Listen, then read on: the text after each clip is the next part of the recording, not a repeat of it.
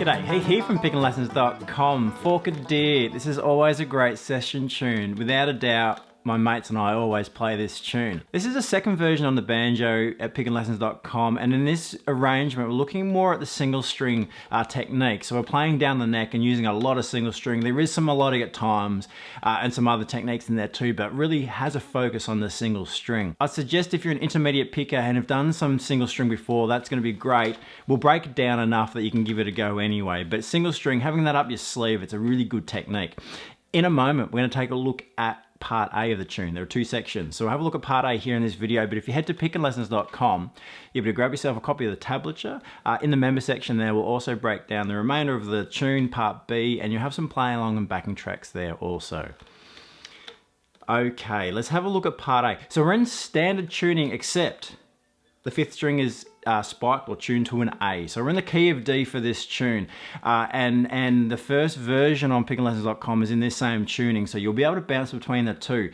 But our tuning again, so from string 5 we have A, so not a G, it's an A, but otherwise standard tuning, D, G, B, and D.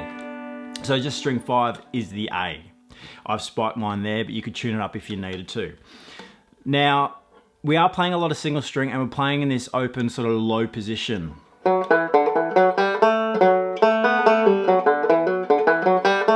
little bit of melodic we'll get to in a moment. So there's going to be a lot of thumb and finger action going on. I'll explain in a moment. There are some slurs in there as well, some hammer-ons and pull-offs that will help us out at times as well. So the pickup note, we'll fill it in cut time when we get it up to tempo, but while we're learning it, let's learn it in just 4/4. So 2, 3, 4, and for the pickup note. Now straight away we've got all these single string notes on the D string, yeah? The way we're going to approach these is try to stick to our thumb on the downbeat and our index or middle finger, won't really matter, on the offbeat. So the first part of that would be thumb and then index finger, thumb, index, thumb, index, thumb, thumb. So we just alternate to begin with, yeah? So that there are times where we kind of tweak it depending on what we're playing. But normally in this single string, we will play that alternating roll between the thumb and the finger. Almost like we're using a flat pick, yeah? Down, up, but thumb, finger gives us that same sort of motion. So from the pickup and then into measure 1. When we have the two quarter notes there, you can just use your thumb. So thumb, index, thumb, thumb. When we hit measure 2, same idea. So thumb, index, thumb with a pull off, thumb, index, and then a thumb with a hammer on. So those couple of slurs in there will make it a little bit easier for the right hand, yeah? And they work pretty well.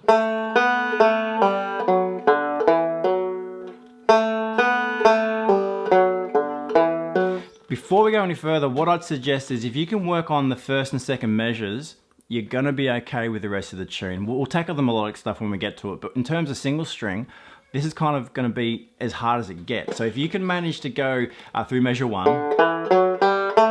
and have that run on the D string, and then this movement that we get in measure 2, remembering that our thumb is playing that downbeat and our finger is playing on the offbeat when required. So stop and have a practice of that. Just those two measures together. We'll ignore the pickup for the moment. 3, 4.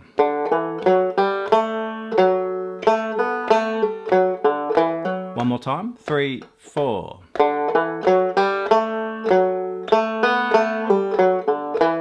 Yeah, we have a bit of a repeat up next. But measure 4, we're going to have this melodic section. which is a bit of a challenge for the left hand, but let's just walk through it. So we've got fret 5, fret 7, fret 9. So we're moving our way across. We don't have to hold that as a big chord. We can just step our fingers across. And we're basically playing a little roll here, a reverse roll to the open D string. So I opt to use my second and my little finger, but you could use second and third if you wish. Something like that would work as well. Remember, you're not holding the chord, so we're just moving our way across. So as you play the first finger there at fret 5, step across to fret 7, then move your hand across to fret 9, open string. Then we finish this melodic passage off with that first finger at fret 6 on the C sharp, and then the A, so open B and then A. And then thumb, index, thumb there to finish. Again, just worth propping there and having a little practice. You could even work on going from measure 3 into measure 4.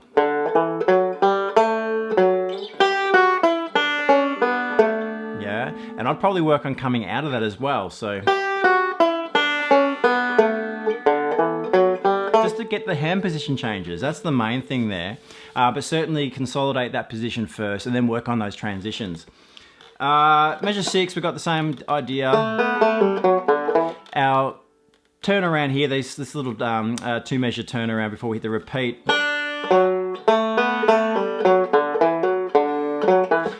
We have this open D, back to our F sharp on string 4. And again, sort of single string, so thumb, index, thumb with the pull off, and then thumb, index, thumb, thumb. All the fingerings there in the tablature, yeah? So keep an eye on the right hand suggestions. I would recommend getting that thumb on the downbeat. Sometimes we change that, that's fine, but this tune works out really well that our thumb on the downbeat, finger on the offbeat, it kind of makes sense of the structure of the melody as well. So there's part A, repeat it around twice. Part B we'll check out at pickinlessons.com. You can grab yourself a copy of the tab there as well. So head on over and I'll see you there.